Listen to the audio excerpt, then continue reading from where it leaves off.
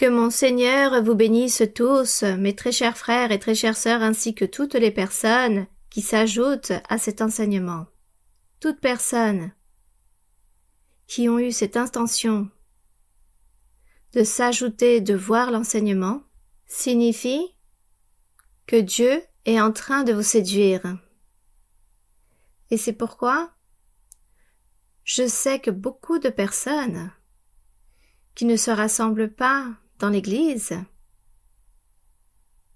mais je sais qu'elles sont toutes spectatrices le dimanche lors de l'enseignement, car Dieu a établi dans le cœur de ces personnes et dans beaucoup de gens ce souhait, cette envie de vouloir chercher de Dieu, de savoir et de connaître de Dieu. Et nous commençons tous par là. Le chemin, la vie spirituelle de toute personne que Dieu a pour son royaume, à qui Dieu a appelé. Et Dieu a beaucoup de plans avec beaucoup de gens. Il cherche la manière ou d'une autre de permettre que chaque personne ait ce contact, cette opportunité de trouver la voie, le vrai chemin. Le Seigneur établit la personne dans le lieu au moment choisi. Il donne à tout instant cette opportunité. Dieu fait tant de merveilles avec les personnes, avec l'amour qu'il a pour toute sa création, pour ces personnes. Et Dieu a déjà choisi ces personnes, et beaucoup de fois les personnes, ou du moins nous marchions dans le monde, inaperçus, ignorant tant de choses, ignorant même que Dieu était en train de nous regarder et qu'il nous observait. Il choisissait juste un jour spécial pour avoir cette opportunité que nous puissions le connaître. Et pour beaucoup d'entre nous, ce jour est arrivé. Donc nous sommes très heureux, très joyeux.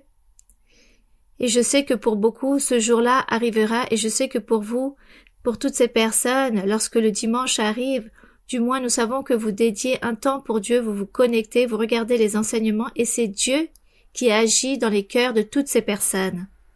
Car Dieu a de grands plans et de grandes bénédictions pour chacun d'entre vous, et Dieu dans son amour et sa miséricorde veut tous nous sauver, et nous rendons grâce au Seigneur. Donc aujourd'hui, comme toujours, avec notre cœur affermi pour apprendre, mais le plus beau, ce n'est pas juste apprendre, mais aussi mettre en pratique. Il faut mettre en pratique. Et ici, tous les frères et sœurs qui sont ici avec moi, je vous invite aussi que vous ne deveniez pas juste des personnes qui écoutent, mais des personnes qui pratiquent la parole. Car en vous, il y a cette responsabilité qu'un jour, vous alliez prêcher et parler de Dieu, témoigner à son sujet et enseigner le chemin aux personnes, le chemin qu'elles doivent suivre. Vous êtes les personnes chargées de cela, responsables. Donc lorsque nous venons à l'enseignement, nous apprenons beaucoup, car Dieu nous enseigne, mais nous devons aussi suivre, continuer à chercher toutes les fois, lire la Bible et disposer notre cœur pour que Dieu nous enseigne.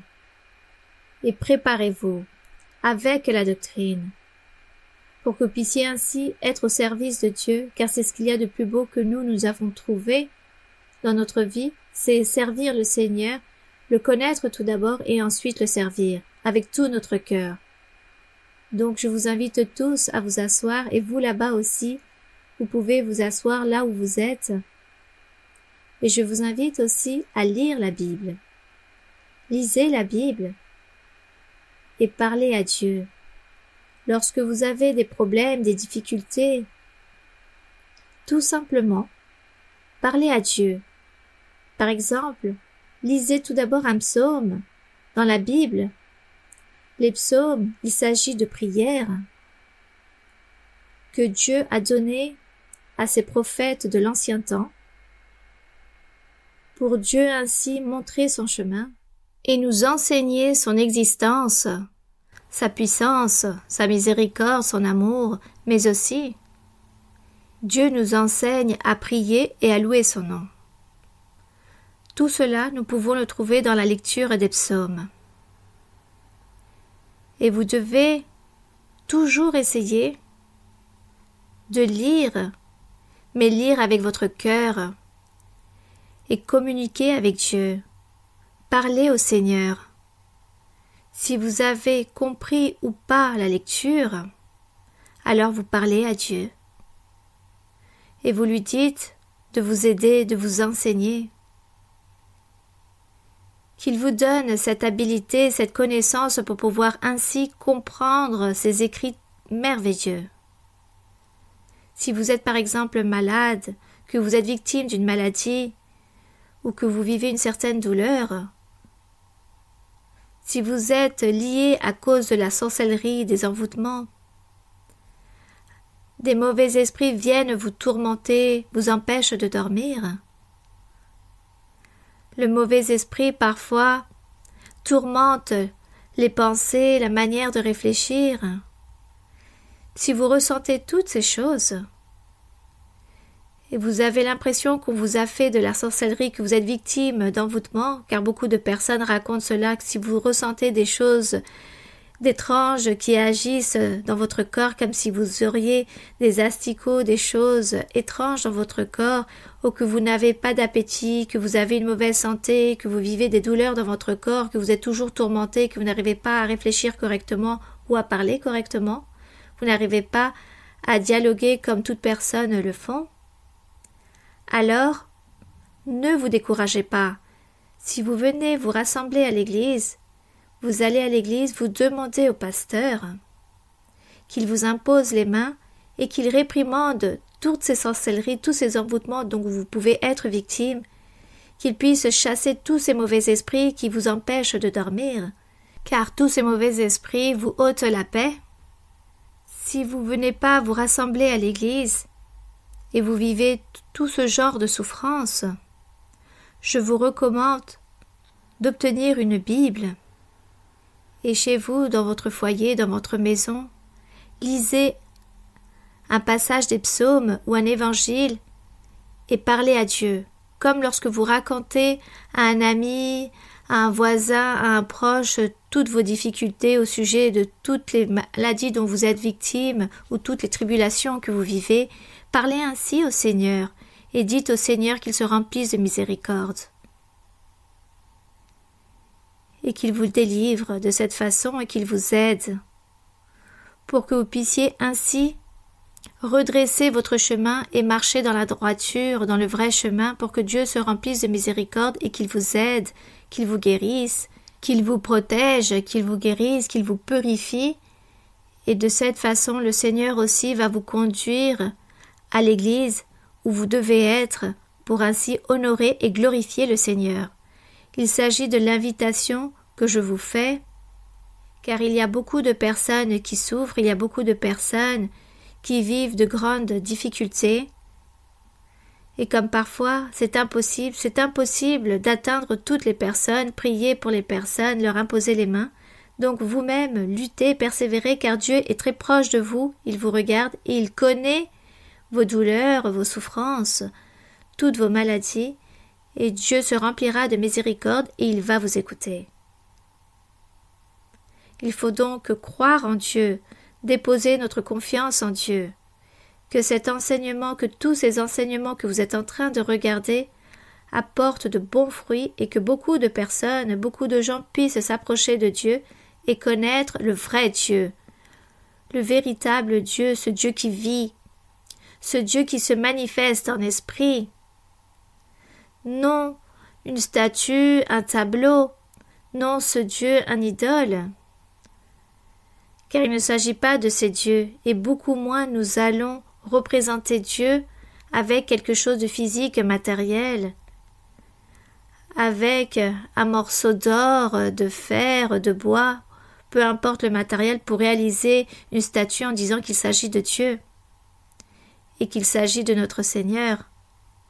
Il s'agit d'idolâtrie dans laquelle est tombé l'homme depuis l'ancien temps et s'est éloigné des chemins de Dieu, a offensé Dieu, et c'est pourquoi Dieu a ignoré aussi de cette façon l'homme qui est idolâtre, car Dieu a observé l'homme et que l'homme a toujours été très ingrat envers lui et ne s'est jamais inquiété pour honorer Dieu comme il se doit en esprit et en vérité.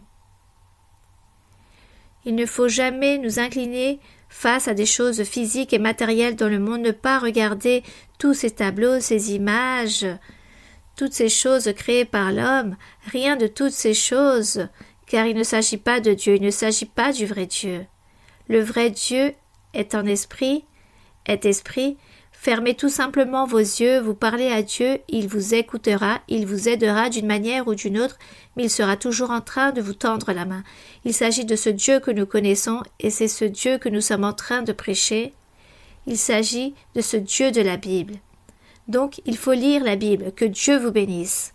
Et aujourd'hui, nous allons donc lire dans le livre de l'Évangile selon Luc, chapitre 15. Chapitre 15 de l'Évangile selon Luc. Par ailleurs, certaines personnes m'ont dit, au sujet de l'enseignement précédent, que nous avions oublié de parler au sujet du sel. C'est juste que nous l'avions déjà vu dans l'Évangile selon Matthieu, nous avions déjà vu dans l'Évangile de Matthieu chapitre 5, 13 au sujet du sel, mais si vous le voulez, nous pouvons aller au livre de l'Évangile selon Matthieu sans perdre ici l'Évangile chapitre 15 de Luc. Dans l'Évangile de Matthieu chapitre 5, 13, là, nous l'avons déjà vu dans un enseignement antérieur, mais nous allons le revoir. L'Évangile de Matthieu chapitre 5, verset 13, il est écrit: Le Seigneur ici, pour leur dire « Vous êtes le sel de la terre », le Seigneur, pourquoi a-t-il dit cela? Car le Seigneur ici, dans les versets précédents, il parlait sur la personne qui est heureuse, car il mentionne « Heureux les pauvres en esprit », ces personnes humbles, il s'agit de ces pauvres en esprit, les personnes humbles. Heureux sont les débonnaires, les affligés, non ceux qui pleurent pour n'importe quelle cause, mais ceux qui pleurent pour avoir manqué Dieu, pour ne pas connaître la voie de Dieu, pour ne pas trouver le bon chemin. Ils sont affligés, car ils n'ont pas Dieu si proche d'eux pour les rendre heureux, pour les consoler, car c'est Dieu qui donne le bonheur. Donc les personnes souffrent et pleurent, car elles disent « Je n'ai pas Dieu, Dieu ne me parle pas, Dieu ne se manifeste pas dans ma vie. Je veux connaître Dieu, je veux connaître ses œuvres, ses miracles. » Donc les personnes sont affligées, et c'est pourquoi il est écrit « Heureux les affligés, heureux les débonnaires aussi, toutes ces personnes douces qui ne se remplissent pas de colère, qui ne sont jamais mêlées à des conflits, qui n'ont jamais de haine dans leur cœur, mais ces personnes sont douces, humbles, ainsi sont les débonnaires, et aussi heureux sont ceux qui ont faim et soif, heureux les miséricordieux. » Donc Dieu a enseigné tout cela à ses apôtres et à toute personne qui l'écoutait, et il disait aux apôtres: « Vous êtes le sel de la terre, car vous devez accomplir avec toutes ces choses, toutes ces béatitudes, vous devez être pauvre en esprit, vous devez être affligé, pleurer et chercher le véritable chemin de Dieu, et faire la volonté de Dieu. Vous devez être doux, débonnaire, miséricordieux, rempli de paix. Vous devez surmonter les épreuves, les difficultés, vous devez tout surmonter, tout supporter pour la cause du Seigneur. Vous ne devez jamais renoncer au Seigneur, même si la mort vous surprend, vous devez toujours aimer Dieu par-dessus toutes les choses, par-dessus votre propre vie. Il faut aimer Dieu par-dessus tout. C'est pourquoi il leur dit « Réjouissez-vous, soyez dans l'allégresse, parce que la récompense sera grande dans les cieux, car vous êtes le sel de la terre. » Il leur a fait comprendre, si vous réunissez toutes ces règles, vous avez toutes ces choses pour être heureux dans votre vie spirituelle, car vous aurez les dons spirituels, vous aurez la grâce, la miséricorde, l'amour en vous, vous aimerez le prochain. Et tout cela, c'est avoir du sel. Le sel, c'est pour donner de la saveur aux aliments. Un repas sans sel n'a aucune saveur, mais un repas avec du sel est plus savoureuse et on peut la manger. Donc le Seigneur leur dit cela, vous êtes le sel de la terre, vous êtes ce témoignage, vous êtes le bon exemple. Vous réunissez toutes ces vertus, toutes ces qualités. Vous avez tous les fruits de l'esprit. Alors continuez de l'avant, persévérez, car il est écrit « Si le sel perd sa saveur, avec quoi la lui rendra-t-on? Il ne sert plus qu'à être jeté dehors et foulé aux pieds par les hommes. » Voici ce que le Seigneur parle au sujet du sel. Allons de nouveau à l'Évangile selon Luc, et dans le verset antérieur du chapitre 15, c'est-à-dire dans le verset 34 du chapitre 14, le Seigneur répète à nouveau au sujet du sel, dans la version de l'Évangile selon Luc, chapitre 14. Car lui aussi, on lui a donné cette information que le Seigneur Jésus-Christ avait parlé au sujet du sel. C'est pourquoi il dit « Le sel est une bonne chose, mais si le sel perd sa saveur, avec quoi s'assaisonnera-t-on? Il n'est bon ni pour la terre, ni pour le fumier, on le jette dehors. Que celui qui a des oreilles, c'est-à-dire celui qui croit et dépose sa confiance en Dieu, qui est très attentif à cet enseignement, alors Dieu va lui révéler, va lui enseigner et va lui donner la doctrine pour qu'il la puisse mettre en pratique. Voici ce que signifie que celui qui a des oreilles pour entendre, entende. Celui qui a un cœur affermi, disposé et qui a tous ses sens pour apprendre la doctrine du Seigneur, mais aussi la mettre en pratique. Voici ce que signifie celui qui a des oreilles pour entendre, qu'il entende. Celui qui est non-croyant et qui ne veut pas accepter, alors n'écoutera pas, n'entendra pas, et beaucoup moins va apprendre et ne va rien pratiquer. Donc le Seigneur ici parlait du témoignage, et nous aussi ici, une fois que nous arrivons à la voie du Seigneur, et que nous sommes ici en train de suivre cette voie, nous avons reçu les dons spirituels, du moins certains, nous avons travaillé dans le Seigneur, alors nous devons être ce sel sur la terre qui assaisonne, nous devons donner de bons exemples, rendre de bons témoignages et démontrer aux personnes au monde entier que nous avons Dieu avec nous. Et comme Dieu est avec nous, alors nous réalisons de bonnes œuvres, nous faisons de bonnes actions et nous faisons de bonnes choses, que tout ce que nous le faisons correctement, car Dieu est avec nous. Ainsi est le sel, nous devons être le sel, en espérant qu'il y ait beaucoup de sel. Plus nous avons du sel, c'est-à-dire plus de doctrine, et plus d'âmes nous allons sauver pour le royaume des cieux. Bien. Donc, Évangile selon Luc, chapitre 15, il est écrit « Tous les publicains et les gens de mauvaise vie s'approchèrent de Jésus pour l'entendre. Et les pharisiens et les scribes murmuraient, disant « Nous avons toujours lu, dans tout ce que nous avons lu, nous voyons que toutes les personnes qui écoutaient le Seigneur, c'est-à-dire les pécheurs et les publicains, étaient les personnes qui écoutaient. » Ici, on parle des pécheurs, des gens de mauvaise vie et des publicains qui venaient pour l'entendre, mais les pharisiens et les scribes venaient pour juger et murmurer en disant que toutes ces personnes avaient une mauvaise vie, comme les pharisiens étaient les docteurs, les personnes qui enseignaient la loi de Moïse, pensaient qu'ils savaient tout et qu'ils étaient parfaits devant le Seigneur. C'est pourquoi ils méprisaient tous ces autres gens en disant « Vous êtes des personnes de mauvaise vie, vous êtes des pécheurs, nous sommes les parfaits, nous sommes les docteurs. » Ce phénomène, en lisant dans les évangiles, c'est ce que nous voyons, qui faisaient tout cela, les pharisiens, il y avait cette différence, disons, de sainteté, de reconnaissance au sujet de la parole de Dieu. Mais réellement, aucune de ces personnes avait Dieu. Car dans certains, il y avait l'orgueil, la vanité, l'hypocrisie. Donc, peu importe les postes ou les titres ou les noms qu'ils portaient d'être docteurs, les autres personnes devaient s'y soumettre à ces personnes. Le Seigneur Jésus est venu et lorsqu'il a vu tous ces phénomènes, il s'est rempli de miséricorde et c'est pourquoi le Seigneur a été très fort dans son enseignement, très dur, et il enseignait très durement aux pharisiens. Il disait que c'étaient des hypocrites et que c'était une génération de vipères. Car le Seigneur voyait l'injustice et la manière comme il traitait les autres gens. Et c'est de cette façon ici il est écrit que les publicains, les gens de mauvaise vie, s'approchèrent de Jésus pour l'entendre, et les pharisiens et les scribes murmuraient, en disant « Cet homme accueille les gens de mauvaise vie et mange avec eux. » Voici ce qu'ils ont dit au sujet du Seigneur. Il partage avec ces personnes de mauvaise vie. Il les reçoit, et avec eux il mange.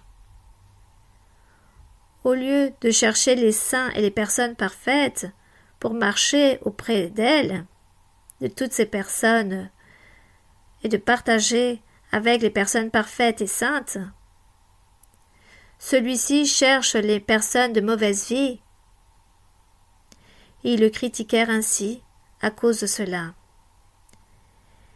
Et dû à cette critique, à cette murmuration qu'ils ont faite au sujet du Seigneur, c'est de cette façon que le Seigneur dit qu'il commence à énumérer un grand nombre de paraboles, et dans ces paraboles, qu'il s'agit d'allégories, le Seigneur donne des exemples, des illustrations, ou représentant avec la vie réelle, représentant certains cas, de la manière comment ils vivaient leur vie spirituelle, comment elle était, celle des pharisiens, des scribes ou de tous ceux qui disaient avoir la loi de Moïse pour l'enseigner, et il comparait ces personnages avec le reste du peuple qui disait être les personnes de mauvaise vie ou les mauvais. Donc le Seigneur utilise toutes ces métaphores pour enseigner à ces personnes, pour qu'ils puissent aussi voir comment ils étaient, comment ils marchaient, car ils croyaient être dans les lieux très élevés, que Dieu avait un lieu très élevé pour ces personnes, pour ces docteurs, et le Seigneur, avec toutes ces paraboles, avec toutes ces illustrations, leur a fait comprendre que cela n'était pas ainsi, qu'au contraire, tout pécheur, tout publicain qui disait être mauvais, ou pécheur, ou personne de mauvaise vie, ils allaient trouver de meilleures positions, allaient être plus élevés que tous ces pharisiens et ces scribes, tous ces personnages, soi-disant connaisseurs dans la loi de Moïse. Et c'est pourquoi le Seigneur ici nous donne cette parabole d'une brebis égarée, de la drame perdue, la parabole de l'enfant prodigue. Le Seigneur donne ces paraboles pour représenter la même chose et donner ainsi une réponse dans le verset 1 du chapitre 15. Il allait donner la réponse au sujet de la murmuration qu'ils étaient en train de faire. Ils allaient répondre avec ces 3 paraboles que nous allons lire aujourd'hui. Donc dans le verset 3, il est écrit « Mais il leur dit cette parabole. » Au moment où ils murmurent sur lui, en disant « Comme tu ne partages qu'avec les gens de mauvaise vie, avec tout ce genre de personnes, tu manges avec eux, c'est comme si tu participais de leur péché, tu es en train de te souiller. » Sûrement ils ont dû dire ça au Seigneur, tu es en train de te souiller avec toutes ces personnes, tous ces pécheurs. Et le Seigneur leur répond « Quel homme d'entre vous, s'il a 100 brebis, et qu'il en perde une, ne laisse les 99 autres dans le désert, pour aller après celle qui est perdue jusqu'à ce qu'il la retrouve? » Le Seigneur a posé cette question. Et vous, que pensez-vous? Je pense, mes frères et sœurs, que cela est certain, nous le ferions, n'est-ce pas? Que si nous avons cette même situation, nous irions chercher celle qui est perdue. Je vois les personnes, par exemple, à la campagne, qui ont des poules. Et parfois, les gens racontent que lorsqu'ils vont faire leur sieste, ils voient qu'il y en a une ou deux qui sont perdues et ils vont voir que s'est-il passé. C'est cela. Voici ce que font les personnes. Donc le Seigneur demande « Qui d'entre vous qui a 100 brebis et une se perd ne va pas aller la chercher? Eh bien évidemment que oui. Oui, Seigneur, nous allons aller la chercher. Donc le Seigneur Jésus était en train de leur faire comprendre aux pharisiens et aux scribes que notre Dieu avait élevé un peuple. Il a élevé un peuple qu'il a nommé le peuple saint, le nom aussi de la terre sainte.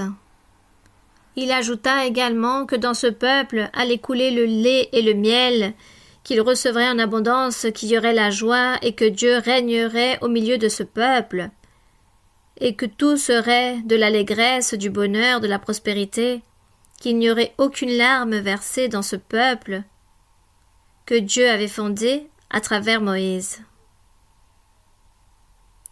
Mais comme le peuple s'est détourné,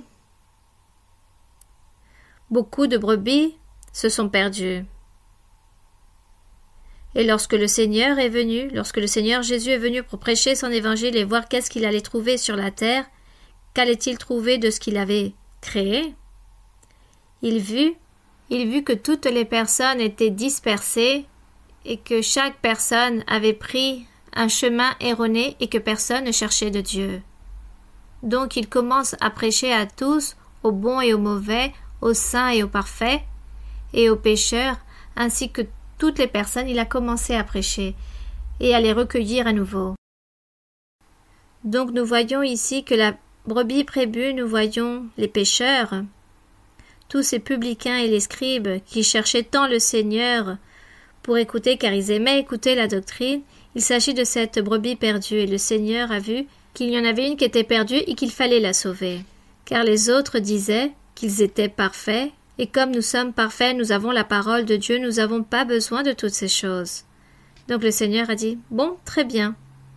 Vous dites que vous n'avez pas besoin, mais moi je dois chercher cette brebis qui est perdue. Et c'est pourquoi le Seigneur parlait avec tous ces publicains, avec toutes ces personnes de mauvaise vie. Et nous allons donc continuer ici avec le récit au sujet de la brebis perdue. Donc ici il est écrit que lorsqu'il l'a retrouvée, il la met avec joie sur ses épaules. Et de retour à la maison, il appelle ses amis et ses voisins et leur dit « Réjouissez-vous avec moi, car j'ai retrouvé ma brebis qui était perdue. »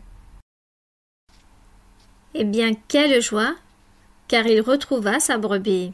Et sûrement le Seigneur Jésus allait être très heureux, car ces pécheurs et ces publicains l'écoutaient, car ils étaient perdus dans le monde, dans le péché, et aujourd'hui ils écoutaient le Seigneur, ils écoutaient la doctrine, et écoutaient qu'il s'agissait de la vérité, du chemin correct, et croire. Donc le Seigneur allait les rapporter de nouveau pour joindre le troupeau et ainsi les sauver et leur donner la vie éternelle. Béni soit le Seigneur. Il est donc écrit ici dans le verset 7. De même, je vous le dis, il y aura plus de joie dans le ciel pour un seul pécheur qui se repent que pour 99 justes qui n'ont pas besoin de repentance. Donc ici, le Seigneur leur dit, dans le ciel, il y aura beaucoup de joie pour un pécheur qui se repent. Donc vous voyez combien il est important pour Dieu un être humain, une âme. Combien vaut-elle pour Dieu? Vaut beaucoup. Car il dit, une personne qui se repentit et cherche la voie de Dieu et suit son chemin, dans le ciel, il y aura beaucoup de joie et nous rendons grâce à notre Dieu. Le Seigneur sera très heureux avec chacun d'entre nous car nous avons pris cette décision de suivre le Seigneur. Donc, dans le ciel, il y a une grande joie grâce à cela. Puis, il raconte, et non pour 99 justes qui n'ont pas besoin de repentance. Donc, ceux qui n'ont pas besoin de repentance, il n'y allait pas avoir tant de joie par rapport à celui qui se repentit et qui veut suivre la voie de Dieu. Donc, il est écrit dans le verset 8. Il donne ici une autre illustration, une autre parabole, une autre allégorie, une autre métaphore. Le Seigneur parle pour représenter de cette façon la vie spirituelle des êtres, de son peuple, de son Église, de ses croyants, des personnes qui le suivent. Donc le Seigneur était là, en train de donner des illustrations de cette façon donnant des exemples pour que tous nous puissions comprendre et tous ainsi comprendre. Et de cette façon, nous allons apprécier et chérir l'amour de Dieu envers nous, la miséricorde de Dieu qu'il a envers chacun d'entre nous. Il est écrit « Ou quelle femme, si elle a 10 drachmes, et qu'elle en perde une ?» Les coutumes de l'ancien temps étaient ainsi.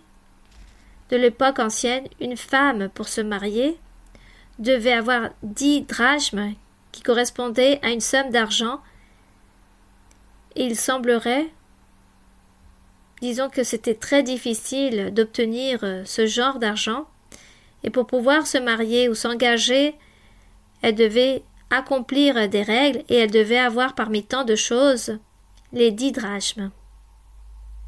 Et l'histoire raconte qu'elle a perdu une drachme.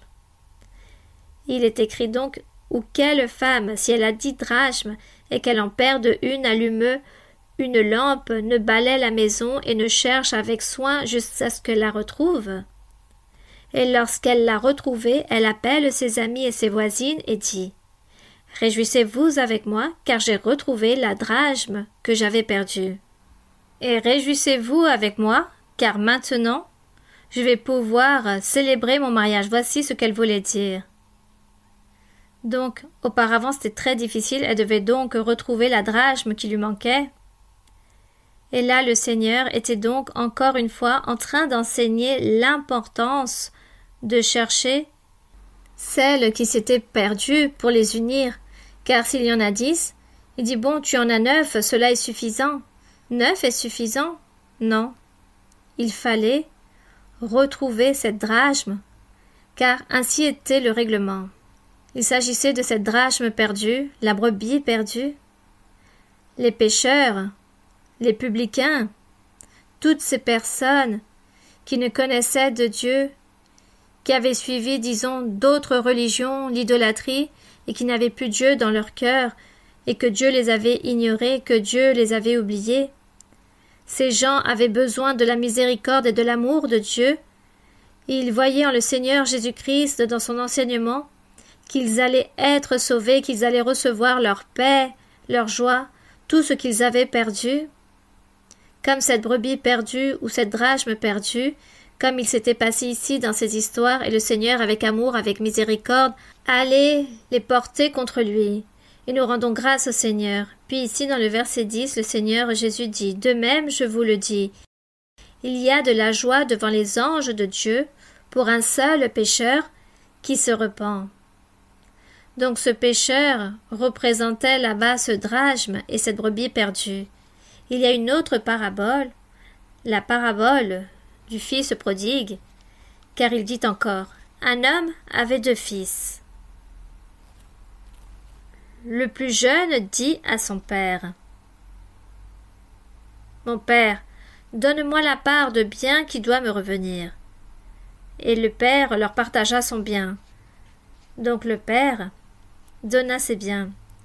Le plus jeune a demandé son héritage, et le père lui donne son héritage. Jusqu'à là, nous voyons comment ce fils veut partir de son foyer, de sa maison, et partir, et sûrement errer dans le monde. Il voulait donc se perdre dans le monde, s'égarer.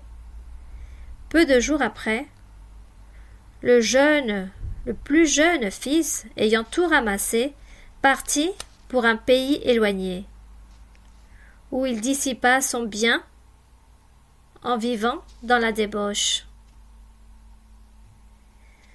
Ce jeune fils vivait correctement auprès de son père dans sa famille. Il avait toutes les choses matérielles suffisantes, il avait la nourriture, les vêtements, il avait absolument tout. Mais il s'en lassa de vivre ainsi, avec tout son confort. Sûrement il n'a pas aimé ce confort, et c'est pourquoi il a préféré partir, sûrement pour une meilleure vie, pour vivre des aventures et connaître d'autres choses. car il était lassé de toutes ces choses qu'il recevait, toutes ces choses bonnes, donc il est parti, disons, souffrir dans le monde. Et il est parti. Il s'est éloigné de sa famille. Il s'est éloigné de son confort, de tout ce qu'il avait chez lui, toute cette abondance qu'il recevait par ses parents. Il partit, étant ingrat, sans reconnaître auprès de ses parents avec qui il avait partagé tant de choses bonnes. Mais il n'a pas voulu reconnaître cette vie qui menait, et c'est pourquoi il partit. Et nous voyons comment Dieu aussi, lorsque Dieu a créé son peuple, lorsqu'il élève son peuple, et qu'il a donné toutes les bénédictions matérielles, mais aussi a envoyé les lois, les commandements, et a dit à ce peuple qu'il fallait accomplir avec tous ces commandements, et qu'en échange, Dieu leur donnerait la paix, la joie, l'abondance, et tous recevraient de grandes béatitudes, de grands bienfaits. Mais ce peuple, disons, n'a pas voulu vivre dans ce confort, recevoir toutes ces choses bonnes ou se soumettre à la volonté de Dieu et accomplir les commandements de Dieu ni sa parole, mais tous ont voulu vivre leurs propres caprices et sont partis voir dans les nations étrangères, dans les peuples étrangers, dans les peuples païens, de quelle façon ils vivaient, que ces païens vénéraient d'autres dieux, ce qu'ils faisaient et cessaient de faire, donc ils ont eu ce désir de vouloir faire et partager la même chose et s'éloignent ainsi de Dieu. Ils se sont éloignés de Dieu et commencent à vivre leur propre vie à leur propre façon. Et cela fait partie aussi de cet exemple que Dieu donne dans cette parabole, de ce que Dieu donne et de quelle façon l'être humain reconnaît ou pas et s'éloigne de Dieu. Et ce jeune parti, et que là-bas, il dissipa son bien en vivant dans la débauche, c'est-à-dire en faisant des choses incorrectes. Et lorsqu'il eut tout dépensé, une grande famine survint dans ce pays et il commença à se trouver dans le besoin. Il alla se mettre au service d'un des habitants du pays, qui l'envoya dans ses champs garder ses pourceaux. Quelle humiliation pour ce jeune! Après avoir vécu au milieu de l'abondance auprès de ses parents, ayant tout, est parti car il pensa que l'argent allait durer toute sa vie pour lui ainsi faire et commettre toutes ses aventures et vivre dans cette partie mondaine, mais plus dans la débauche qu'autre chose. Et il dépensa tout son argent. Et à partir de là vint la main de Dieu, le châtiment. Et l'histoire raconte qu'il a dû travailler dans un champ en gardant des pourceaux. Il aurait bien voulu se rassasier des carouges que mangeaient les pourceaux, mais personne ne lui en donnait. C'était mieux la nourriture qu'on donnait aux pourceaux que celle qu'il recevrait. Il vivait donc dans la famine, il préférait ne pas manger, car la nourriture n'était pas bonne. Et tout cela par le fait de mépriser sa bonne façon de vivre dans le passé, donc dans l'ancien temps, lorsque Dieu leur offrait tant de bénédictions, car Dieu bénissait le peuple de l'ancien temps. Il disait « Je vais vous emmener dans un pays où le lait et le miel coulent, je vais vous emmener où il y aura beaucoup d'abondance. » Mais le peuple s'est éloigné, s'est oublié de Dieu, ils sont partis pour vivre leur propre vie, leurs désirs mondains, et à réaliser tant d'idolâtrie, ils se sont éloignés de Dieu. Et que dire de nous aujourd'hui aussi? Sûrement aujourd'hui aussi. Peut-être qu'à certains d'entre nous, il peut nous arriver qu'ayant connu la voix de Dieu, ayant réjoui de qu'est-ce que ressentir la paix, la joie, qu'est-ce que ressentir l'allégresse dans le cœur, ou lorsque nous sommes dans un danger, dans une certaine tribulation, que nous prions le Seigneur, que le Seigneur nous écoute, qu'il nous sort de ce danger, de tous ces moments difficiles, et qu'il nous vienne en aide et qu'il nous donne ce triomphe, que ressentons-nous? Nous ressentons une grande joie. Alors, gardons-nous de ne pas être ingrats, de revenir en arrière, de nous oublier de Dieu, d'oublier Dieu, d'oublier de tout ce que Dieu a fait dans notre vie et de tout ce que nous sommes en train de vivre en le Seigneur pour vivre de nouveau cette vie mondaine remplie de douleurs, d'afflictions et de famine, de pénuries. Donc ceci par rapport au fils prodigue, il s'agit d'une grande illustration qui nous mène à réfléchir la vie de l'ancien temps des ancêtres, de comment allait être une chose similaire qui puisse nous arriver de même. Alors soyons sages et intelligents, soyons humbles et gardons-nous de ne pas mépriser la parole de notre Dieu, de tout ce qu'il nous offre, de tout ce qu'il est en train de nous donner. Continuons de l'avant, soyons fermes, persévérons et allons de l'avant pour notre Dieu, toujours en lui étant agréable. Donc nous allons continuer à lire qu'est-ce qui s'est passé avec ce jeune. C'est très triste. L'histoire raconte que personne ne lui donnait une bonne nourriture, même pas celle des pourceaux. Verset 17. Étant rentré en lui-même, il se dit « Combien de mercenaires chez mon père ont du pain en abondance, et moi ici, je meurs de faim. » Il le savait. Il connaissait que tout cela allait se arriver. Il a dit « Je me lèverai, j'irai vers mon père, et je lui dirai « Mon père, j'ai péché contre le ciel et contre toi. Je ne suis plus digne d'être appelé ton fils. Traite-moi comme l'un de tes mercenaires. » Et il se leva et alla vers son père. Comme il était encore loin, son père le vit et fut ému de compassion. Il courut se jeter à son cou et le baisa. Ici, nous voyons les publicains et les pécheurs, les gens de mauvaise vie, qui s'étaient éloignés de la voie que Dieu leur avait enseignée ou de la loi. Mais ici, lorsque le Seigneur commence à prêcher et à enseigner, alors ils viennent pour écouter le Seigneur, et tous ces publicains et tous ces pécheurs, il leur arrive comme ce jeune aussi qui lui est arrivé ces choses, que lorsque le Père le vit de loin, lorsque le Seigneur Jésus voit les publicains et les pécheurs, les gens de mauvaise vie qui s'approchent à lui pour l'écouter, pour lui dire « Seigneur, nous croyons en toi, enseigne-nous ton chemin qui mène à la vie éternelle. » Le Seigneur se plaisait beaucoup, il était très heureux, très joyeux de voir toutes ces personnes qui venaient à lui pour l'écouter. C'était comme cette brebis perdue, cet enfant rebelle qui partit, mais aujourd'hui il vient, il se repent pour écouter la parole de Dieu, pour vivre correctement. Donc celui-ci vient, se repent, de la même façon que l'histoire de ce jeune qui courut et se jeta au cou de son père et le baisa. Voici ce que fait Dieu avec nous aussi, lorsqu'un jour nous prenons cette décision de venir dans la voie du Seigneur. Alors le Seigneur aussi se rend très allègre, car nous avons pris une bonne décision. Et de la même façon, tout cela est arrivé à toute l'humanité. Parlant du peuple ancien, du peuple Israël ancien, il lui arrivait la même chose comme ce fils prodigue.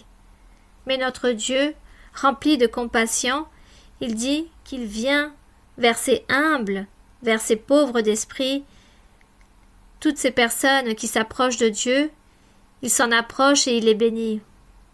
Puis ici dans le verset 21, il est écrit « Le fils lui dit, mon père, j'ai péché contre le ciel et contre toi, je ne suis plus digne d'être appelé ton fils. » Mais le père dit à ses serviteurs « Apportez vite la plus belle robe et l'en revêtez. Mettez-lui un anneau au doigt et des souliers aux pieds. Voici ce que le Seigneur a fait avec tous ces pécheurs, toutes ces personnes de mauvaise vie et tous ces publicains qui se sont approchés à lui. Et le Seigneur n'a rien donné à tous ces pharisiens et aux scribes, car, normalement, ils étaient remplis de perfection, c'étaient les saints et ceux qui étaient dans les auteurs. Mais ces publicains et ces gens de mauvaise vie, il leur est arrivé ce qui est écrit dans ce verset. Sortez-leur la meilleure robe et revêtez-les et mettez-leur des anneaux aux doigts et des souliers aux pieds, avec des vêtements spirituels. Les meilleurs souliers. La plus belle robe, amenez le veau gras et tuez-le, mangeons et réjouissons-nous. Voici la fête que le Seigneur disait, que dans le ciel il y a une fête, il y a de l'allégresse lorsqu'un pécheur se repentit et cherche de Dieu, et qu'il s'éloigne des choses mauvaises et cherche la voie de Dieu. Nous devons donc toujours être dans la voie du Seigneur pour que le Seigneur puisse se réjouir, se rendre allègre et nous revêtisse et nous donne les meilleures choses et qu'il fasse une fête dans le ciel, car nous sommes en train de marcher vers la vie éternelle pour être un jour avec Dieu. Puis, il est écrit, « Car mon fils que voici était mort. » Lorsqu'il dit cela, d'emmener un veau gras et tuez-le, mangeons et réjouissons-nous, car mon fils que voici était mort. Il s'était perdu et il est trouvé maintenant. Donc maintenant, ils commencèrent à se réjouir. Donc le fils aîné était dans les champs lorsqu'il revint et approcha de la maison. Il entendit la musique et les danses. Il appela un des serviteurs et lui demanda ce que c'était. Et le serviteur lui dit « Ton frère est de retour et parce qu'il l'a retrouvé en bonne santé, ton père a tué le veau gras. » Il se mit en colère et ne voulut pas entrer. Son père ressortit et le pria d'entrer. Mais son père sortit et le pria d'y entrer. Cependant, il répondit à son père, « Voici, il y a tant d'années que je te sers, sans avoir jamais transgressé tes ordres, et jamais tu m'as donné un chevreau pour que je me réjouisse avec mes amis. Mais quand ton fils est arrivé, celui qui a mangé ton bien avec des prostituées, c'est pour lui que tu as tué le veau gras. » Donc ici, que pouvons-nous donc penser? Comme le peuple ancien, lorsque Moïse vivait, lorsqu'ils ont vécu avec Moïse 40 ans, ils ont été très heureux, ils ont reçu la paix de Dieu, ils ont été rassasiés en nourriture, car dans le désert, beaucoup de choses se produisaient, mais Dieu utilisait Moïse pour donner en abondance à ce peuple, donc ils avaient ce privilège, ils étaient ce peuple du Seigneur, car ils recevaient beaucoup, mais ensuite le temps passe, et chacun veut vivre leur propre vie dans le péché, et Dieu s'en éloigne. Mais ici, l'histoire raconte que toutes ces personnes, disons ce peuple, s'est perdu, s'est dispersé, s'est divisé, et Dieu a rejeté, car nous lisons cela dans le livre des prophètes, où Dieu a rejeté le peuple, car il avait échoué, ils avaient commis le péché, mais Dieu avait fait des promesses, et il avait dit, dans les jours suivants, dans le futur, j'enverrai le précurseur du salut, le roi, je l'enverrai, il sera un roi parfait, et il apportera toutes les brebis.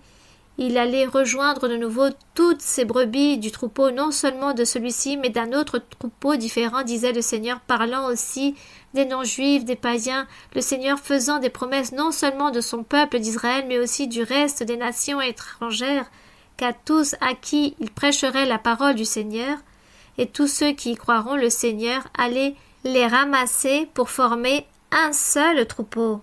Et voici ce qu'a fait notre Dieu.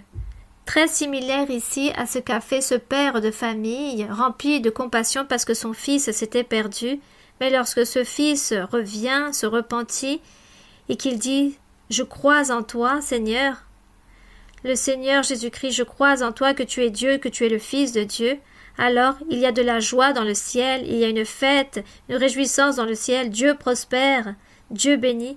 Voici ce que Dieu était en train de chercher, car depuis le début, le peuple, lorsqu'il avait ses filles, son peuple, et que l'un d'eux s'est perdu, que le peuple s'est dispersé, d'autres étaient là, mais Dieu ramasse tous ces êtres pour les rassembler en un seul et les bénir.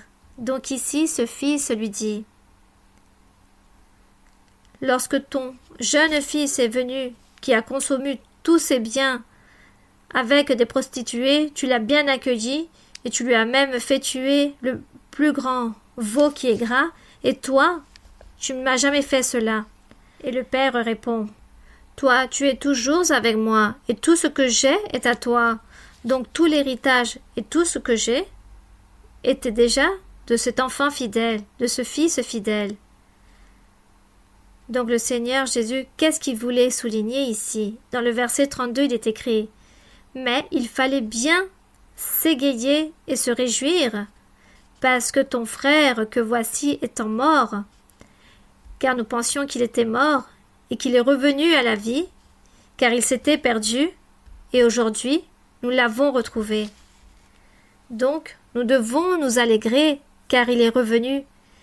Mais tout ce que j'ai est à toi aussi. Personne ne va te le ôter. Mais il fallait réaliser une fête pour avoir sauvé ce fils. Le Seigneur Jésus donnait donc une réponse à tous ces pharisiens et tous ces scribes, car il disait que les publicains et les personnes de mauvaise vie s'approchaient du Seigneur, et les pharisiens, comme il s'agissait des docteurs de la loi, disaient « Mais pourquoi ils reçoivent ces pécheurs et mangent et partagent avec eux?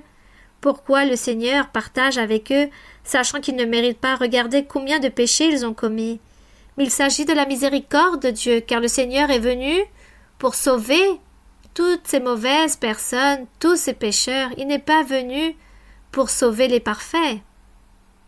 Même si réellement il n'y en avait pas, il n'y avait pas un seul parfait. Mais le Seigneur ne venait pas pour sauver les parfaits, mais les pécheurs. Et le Seigneur a dit qu'avec ses paraboles ou avec ses illustrations, le Seigneur nous enseigne aussi beaucoup de choses. Il nous enseigne la manière de comment nous devons vivre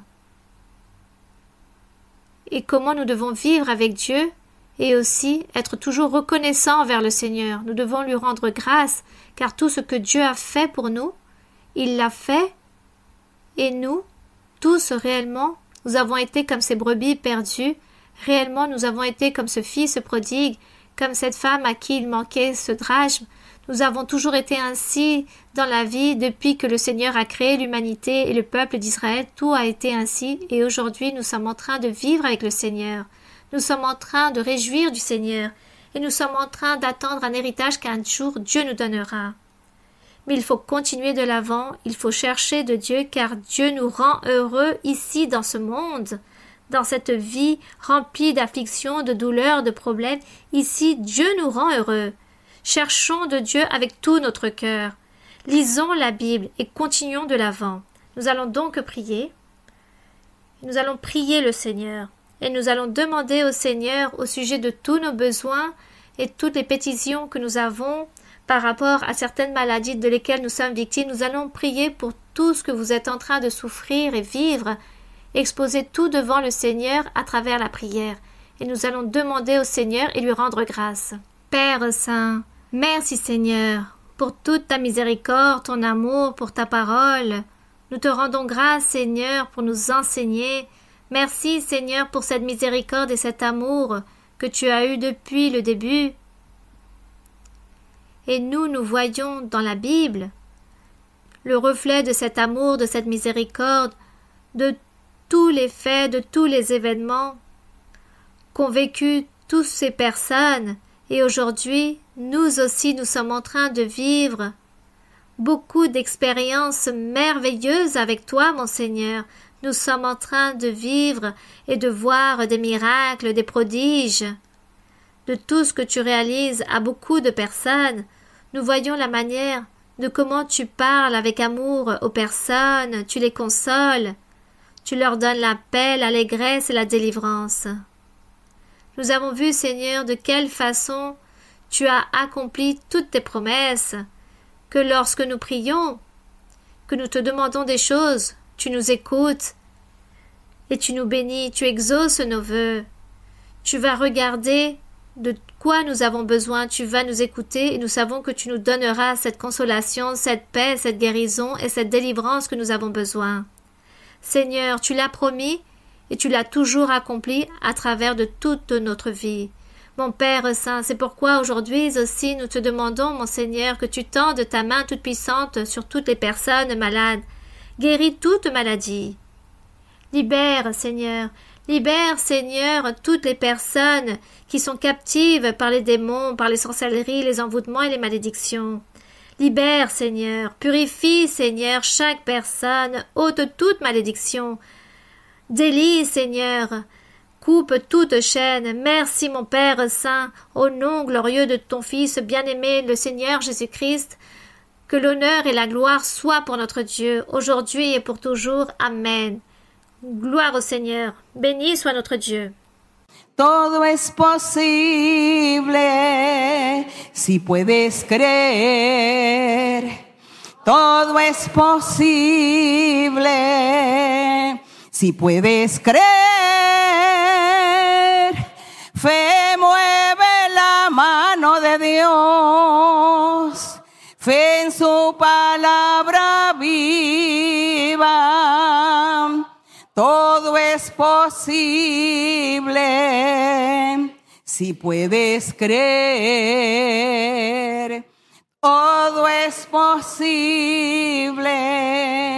Si puedes creer, todo es posible.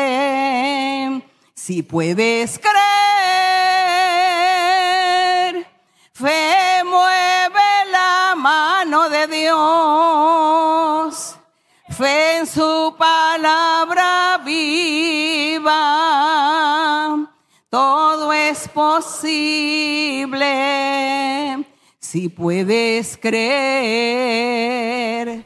Gloire à notre Dieu. Merci beaucoup, que Dieu vous bénisse.